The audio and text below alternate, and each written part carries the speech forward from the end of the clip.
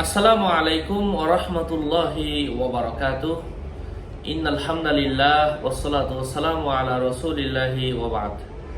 আজকে আমরা জানব সূরাতু আন-নূহ থেকে তিনটা মুজিজা, যে আয়াত পাঠ করলে তিন ধরনের মুজিজা হবে আপনার জীবনে।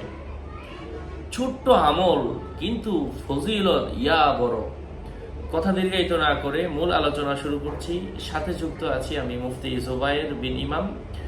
ভেরিফাইড চ্যানেলের ডিসক্রিপশন বক্সে ক্লিক করলে আমার পেজ এবং আইডি আসবে। এটা ছাড়া আলাদা অন্য কোনো পেজ নেই, আইডি নেই, ইমো নেই, হোয়াটসঅ্যাপ নেই, টিকটক নেই।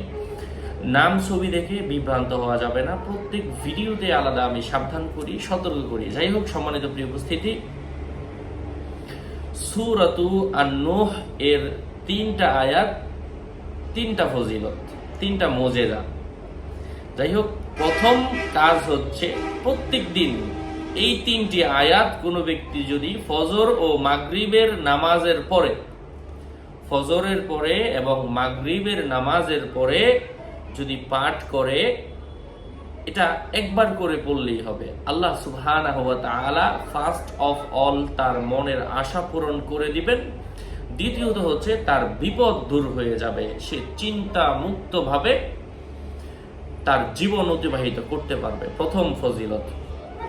দ্বিতীয় ফজিলত হচ্ছে হযরতে নবী করিম সাল্লাল্লাহু আলাইহি ওয়াসাল্লাম বর্ণনা করেছেন, তোমরা বেশি বেশি ইস্তিগফার পাঠ করো। ইস্তিগফার পাঠ করলে অভাব আল্লাহ পাক দূর করে দিবেন। সুতরাং তোমরা মুক্তি কামনা করতে চাইলে ইস্তিগফার পাঠ করো। সুতরাং এই আয়াতের মধ্যে ইস্তিগফারের কথা এসেছে।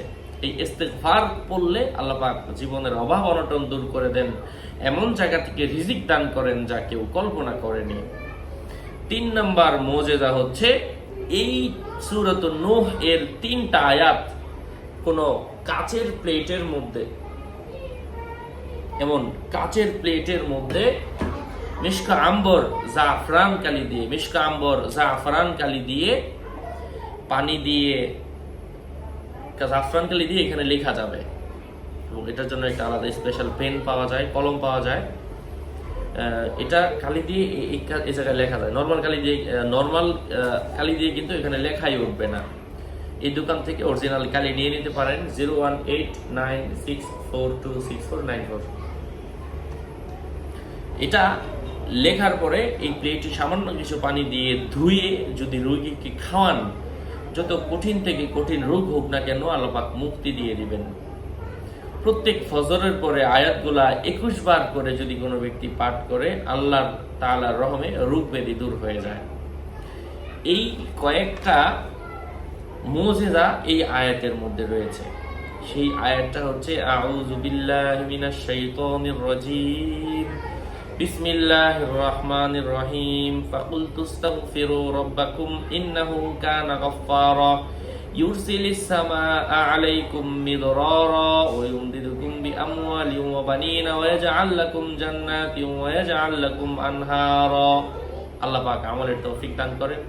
আরো আপডেট পেতে সাথেই থাকবেন। আপনাদের মঙ্গল এবং দীর্ঘায়ু কামনা করে এখানে শেষ করছি। দেখা হবে অন্য কোনো এপিসোডে। ওয়াসসালামু আলাইকুম ওয়া রাহমাতুল্লাহি ওয়া বারাকাতুহু।